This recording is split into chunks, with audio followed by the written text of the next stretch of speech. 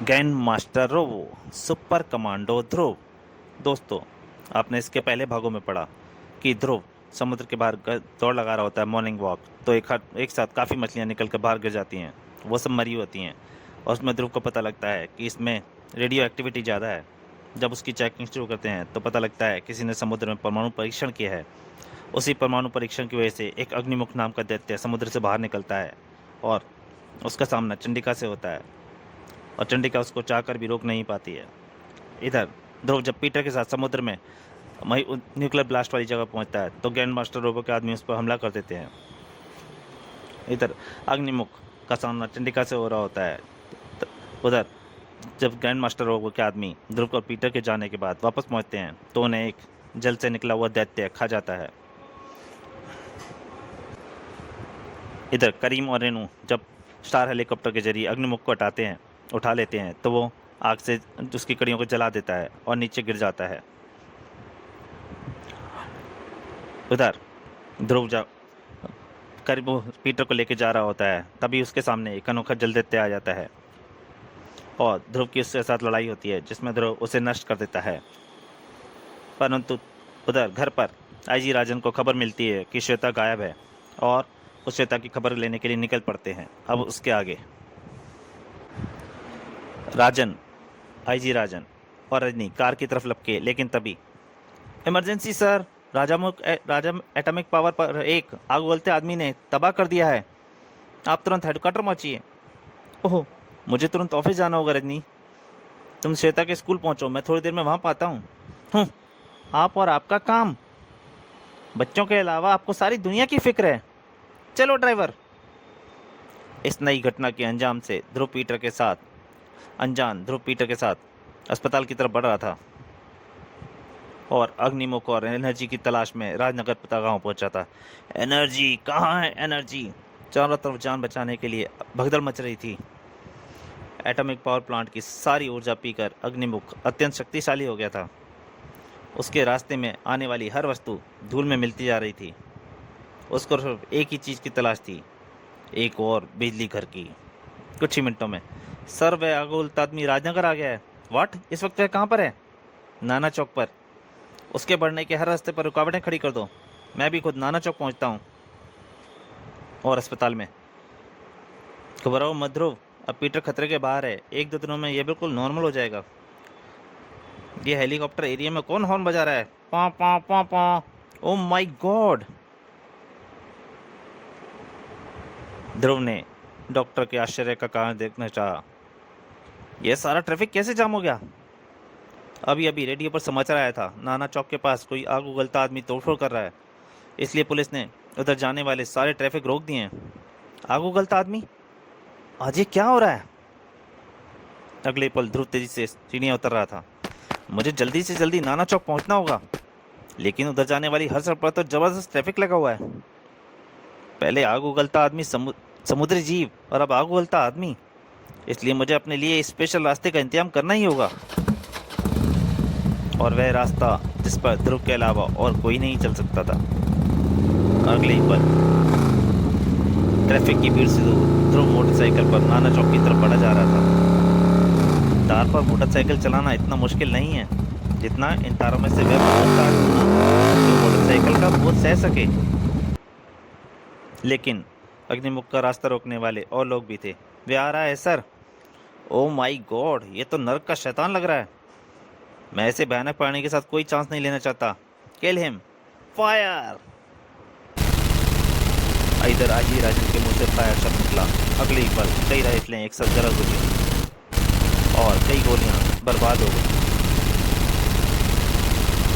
यह तो बढ़ता ही आ रहा है सर, हमारी गोलियां इस पर बेअसर हो रही हैं।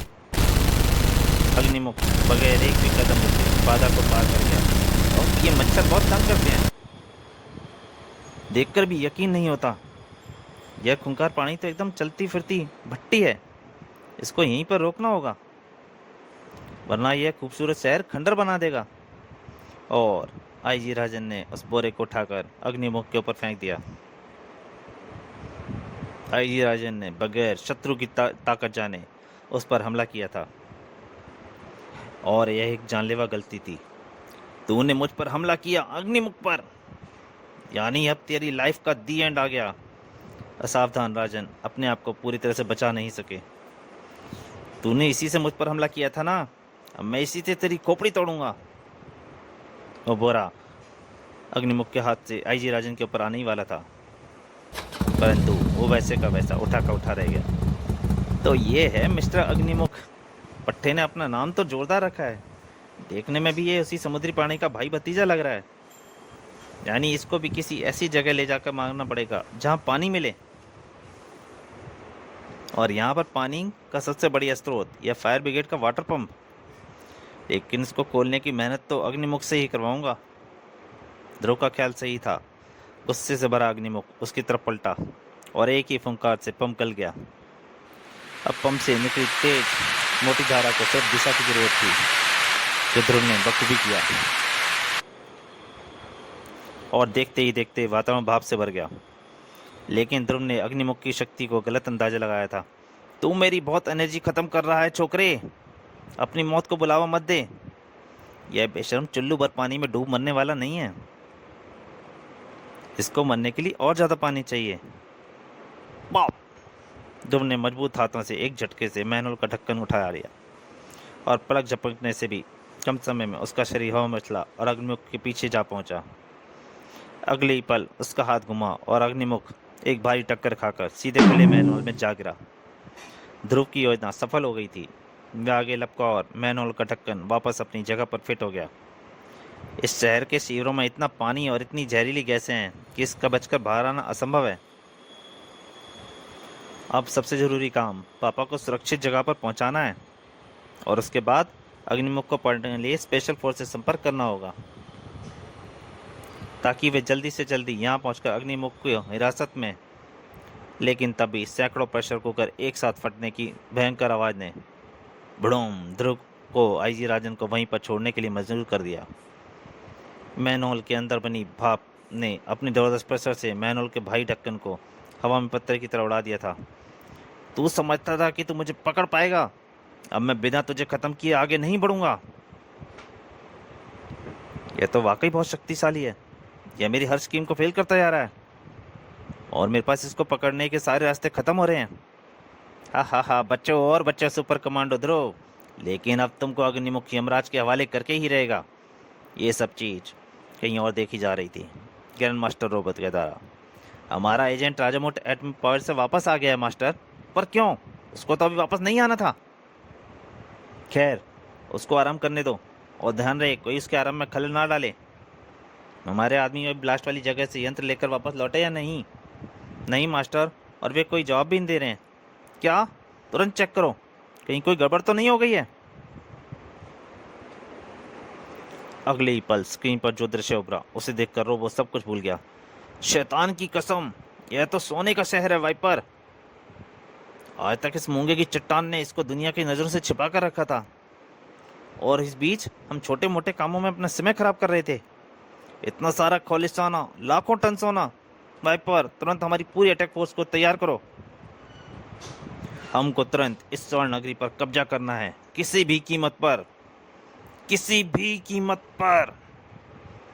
और टूटे फूटे राजापुर एटॉमिक पावर के पास करीम, रेणु और चंडिका को लगभग एक साथ ही होश आया था। हाँ, नीली छतरी वाली कृपा से हम नीले लोग घनी झाड़ियों पर ही गिरे, वरना हम लोगों के शरीर का। अरे, नताशा और डॉक्टर कहाँ गए? उनको होश आ गया होगा और वे चले गए होंगे। किसी डॉक्टर ने यह थोड़े ही कहा था कि सबके होश में आने का इंतजार कीजिए और फिर जाइए। अब यहाँ से खड़े रहना बेकार है। पावर प्लॉट, बहुत सारे लोग गाड़ी छोड़कर ही भागे होंगे, वहीं से कोई गाड़ी लेकर वापस राजनगर चला जाए। क्यों चंडिका? चंडिका, इसका नाम तो गिनीज वर्ल्ड रिकॉर्ड में होना चाहिए था, फिर चली गई। क्योंकि चंडिका भी वहां से तब तक जा चुकी थी। रेणु, मेरा हाथ पकड़ लो, आजकल बहुत लोग गुम हो रहे हैं। और थोड़ी देर बाद करीम और रेणु एक दबी पिच की कार से राजनगर की तरफ बढ़ रहे थे। बेचारे स्टार हेलीकॉप्टर की तो किस्मत ही खराब है, जब भी निकालो उसे कोई तोड़ देता है।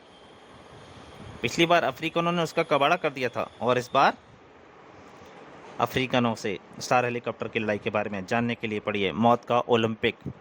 जिस जिसका आपको आइकॉन ऊपर दिख जाएगा। आप आई बटन पर क्लिक करके यह वीडियो देख सकते हैं। ओहो, इस बस का तो बुरा हाल है। यह तो जरूर अग्निमुख का ही काम होगा।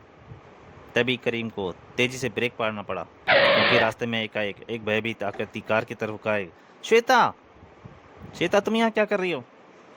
एक एक आग उगलते आदमी ने सुबह हमारी स्कूल बस जला दी। मैं बेहोश हो गई। जब मुझे होश आया तो बाकी लोग मुझे छोड़कर जा चुके थे। श्वेता रोकने का नाटक कर रही थी। तो दोस्तों, ग्रैंड मास्टर रोबो का ये भाग यहीं तक। इसके अगले भाग में जल्दी आपके सामने हाजिर हूँ। तब तक के लिए नमस्कार।